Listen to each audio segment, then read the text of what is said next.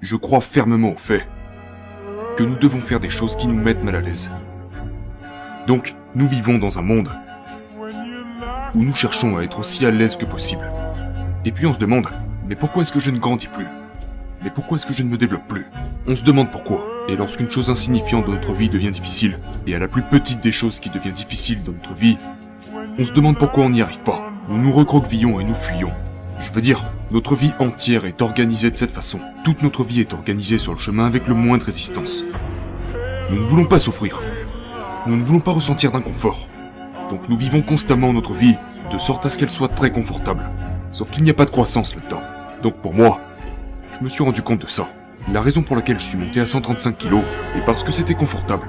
Ce qui était très inconfortable, c'était de courir. Ce qui était très inconfortable, c'était de faire un régime. Ce qui était très inconfortable, c'était d'essayer d'affronter des choses que je ne voulais pas affronter. Et j'ai aussi réalisé que lorsque j'étais vraiment gros, je n'avais plus de croissance. Pourquoi? Parce que je vivais confortablement. Donc j'ai réalisé que pour retrouver cette croissance, je devais faire face à toutes ces choses différentes qui me mettaient très mal à l'aise. Une chose à laquelle j'ai dû faire face était la course à pied. Je détestais courir. Mais je savais que pour grandir, je devais faire cette chose tous les jours.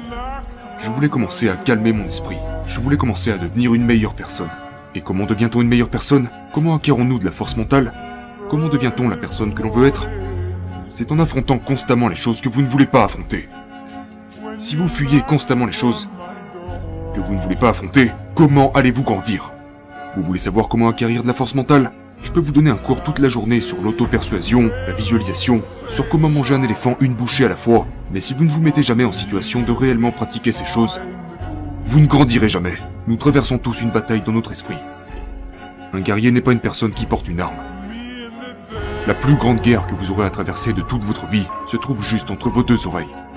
C'est dans votre esprit.